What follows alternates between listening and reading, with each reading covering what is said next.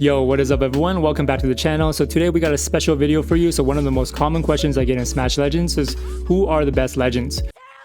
So today I'm going to tell you my best 4 legends in Smash Legends, and with a new update with the new abilities and the character balancing and even the new character, I think it's a perfect day to make this video.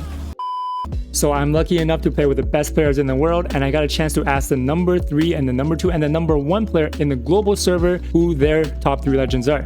So we got Kai's who said Red is his number 1, Ravi number 2, and Cindy number 3. And then we got Kami said Red being number 1, Cindy number 2, and Ravi being number 3. So pretty similar there. And then we got Pin who said Red is number 1, Peter number 2, and Mastercat number 3. So this was originally going to be a list of the best 3 legends, but I'm going to make it 4 best legends because it's kind of hard to put only 3.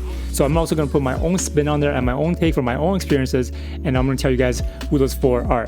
So when it comes to making lists like this, it's always going to be somewhat subjective. So for example, who you're playing against, what game mode you're playing in, and what your skill is like versus your opponent's skill. So that's all going to play a different factor in this. So keep in mind, if you guys do agree or disagree, leave it in the comments below and let me know why. Alright, let's get started with the best 4 legends in Smash Legends. So starting backwards, I'm going to put Peter as number 4. He is the beginner character that everyone has, and he is just really strong, especially with the newly added abilities. Now with Present Verdant Strike, you can do up to 20% more damage if you don't hit somebody for more than 5 seconds. So if you combine that with Heavy Sword, that does 20% more pushback when you hit an enemy. That is just insanely good with your secondary ability, which already pushes back your enemies pretty far and does pretty decent damage. So Peter is truly like a burst class, except with his normal attack he can also participate in drawn out fights because it can do pretty fast attacks, and also it's got an AoE spin thing on the ground and in the air, which is very useful. Plus his secondary skill, when you jump and attack at the same time, you get huge distance coverage, which is really powerful, especially if you want to catch enemies off guard. So the only problems I have with him is that his distance for his normal attacks are quite short, which means you do have to get pretty close to your enemies if you want to strike them. So the other thing is his recovery time is a little bit slow, which means you have to play safe and you have to try to use him as a burst character. So overall, I think Peter is a great character, especially for beginners, because you don't have to worry about missing. Since all of his attacks are AoE based, the only way for people to avoid you is by jumping, and also you can counter that by jumping as well. Plus, I think he's got one of the best skin sets in the game, so if you guys are about that life, definitely try to invest in him. So I'm putting Mastercat at number 3 because he is just absolutely crazy with his ultimate charges after landing 3 normal attacks and the super long range on his attacks. He can also instantly kill you with one combo if you're not careful very early on. So now with his newly added abilities, he got even a larger boost than most of the other legends from this, considering he can deal up to 16% more damage when his HP is below 50%. So his second ability, Mind Focus, is the most insane one, since you will be able to deal so much more damage for every stack of ultimate resources that you have. So that means every time you attack somebody, you're going to gain 1 stack of ultimate, up to 3 stacks, and that can deal up to a lot more damage. So then finally, with Swift Steps, you can move way faster when your ultimate is ready, and you can catch enemies easily. So nobody wants to get caught in Mastercat's ultimate, since it can lock you down and easily kill you. So Mastercat has one of the fastest ultimate charges in the entire game, just 3 normal attacks and boom, your ultimate is ready and ready to kill. So Mastercat has great engages as well, because his secondary skill can either knock you up or strike you down based on if he's going to attack you from the ground or from the air. So one of the most awesome things about Mastercat is he's got really good recovery speeds. So that means when he jumps and lands, or when he misses a skill, or whenever he gets attacked, he can recover pretty quickly and attack you back. So he can also be extremely fast in terms of his running speed when his ultimate charges up and you have that third ability. So anyways, I think he's one of the best characters in the entire game. So one of the downsides about Mastercat is his damage is fairly low compared to others. That's why you need to combo people to be able to be effective.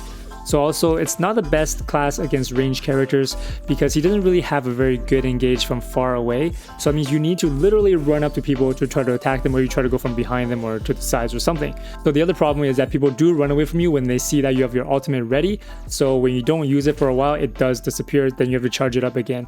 So in my opinion, Mastercat is one of the most fun characters to play with in the entire game, and is also very versatile and very strong. So how can you not enjoy playing this guy? I mean, like, he is just the Mastercat sensei, right? So if you do want to invest in your character, go to those RNG gods and try to get him in one of the boxes. So at number 2, I have to give it to Miss Thickness herself, Cinderella, aka Cindy, with her insane second skill reset that can easily tilt everyone and make them rage quit. She's also one of the tankiest legends in the entire game. I mean, look at those legs, nobody's getting through those. So on top of that, she has an incredible offense potential with her secondary skill reset passive that is something that allows her to dominate the battlefield. So like I said, her secondary skill, knee kick, can reset every time she hits an enemy. So this is a skill that makes or breaks Cindy, so without it, she's kind of basic, but with it, she is just insane because every time you hit an enemy, they will get knocked back, and the skill is really fast and it's got a really long range. It's just one of the best skills in the entire game. So unknown to most people and usually not noticed by the naked eye, Cindy has no landing animation, which means she can literally just bounce around, and also it's very hard to catch her. The only other person who has this is Red, which she's also kind of broken too, which we'll talk about in a second. So this may not seem like much, but it actually makes a huge difference, especially when trying to run away from her or when you're trying to catch her.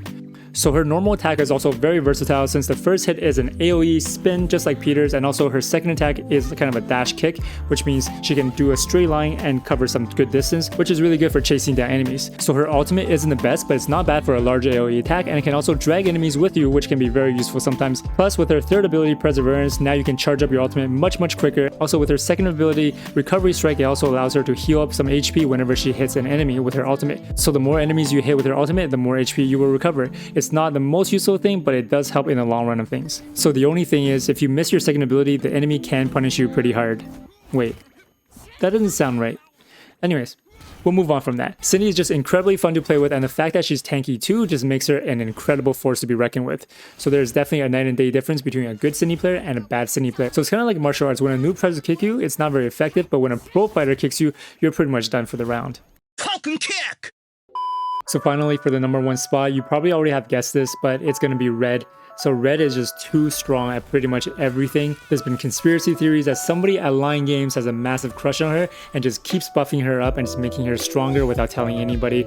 So anyways, we'll see what happens to her, but there has been little talks from the dev team that she might get nerfed, so we'll see about that. So anyways, she's just really strong. Like, her normal attack has a really long string, and it just does massive damage. I can take you from point A to point B and you have no idea what happened. So plus with her normal attack, she can jump and smash you down and bounce you like a basketball, and she can continuously do this forever and just does huge damage, and it's really annoying to fight against. Plus her second ability, the scissor thingy, she can do it twice back to back, and that's the only skill in the entire game that you can use twice back to back, and it's just really powerful already. So doing it twice can pretty much kill you and knock you out somewhere else. Okay, just really strong. Then with her ultimate, she can go invisible, which means she can attack you from anywhere. And in Battle Royale, when there's like a bunch of reds in your match and they all go invisible, it's super scary because you have no idea what's going to happen. That you can get hit by one red, then bounce somewhere else, and then another red hits you and you get bounced somewhere else, and you're pretty much playing volleyball at this point. So now with the added abilities, the second ability, Dancing Blades, is also pretty disgusting in team fights and Battle Royale. So it gives her up to 28% damage buff for 12 seconds after killing someone. So 28% damage buff for 12 seconds on red is just insane because her damage is already one of the highest in the entire game. So with this, she can pretty much kill you with one combo, like one normal attack combo. So that's just disgusting. Like, what were you thinking, Lion Games? Like, why make somebody so strong? We'll never know, okay? So regardless of how broken she is, Red is still one of the most fun characters to play and is extremely versatile. So everyone complains about how overpowered she is, so we'll see what happens. So once you do get her, play her as much as possible, try to earn those medals because she's just really powerful and really easy to play, because at some point she's gonna get nerfed, most likely, and we won't know what happens to her. Maybe she'll become completely useless by then, so who knows. So as an honorable mention, I would like to put Ravi in there. He can easily be top 3 or top 4. So he is really good, but he does rely on his ultimate quite a bit. So when he doesn't have his ultimate, he isn't that good because his range is very short, plus he's not very versatile. So his secondary skill could be quite good, but it's still kind of a short range, so it's really hard to play against ranged characters. Anyways, he's kind of like Peter, but Peter has way more range and way more versatility than Ravi. So that's all for today. Hope you guys enjoyed this video. Comment below and let me know who your top 3 legends or top 4 legends are. And if you guys did enjoy this video, make sure to smash that like button right in the face, and make sure to hit that notification bell and subscribe to the channel to join the MoBo squad. So as always, stay humble, be kind to others, and I'll see you guys next time. Peace. What you think about when you're born into a fire?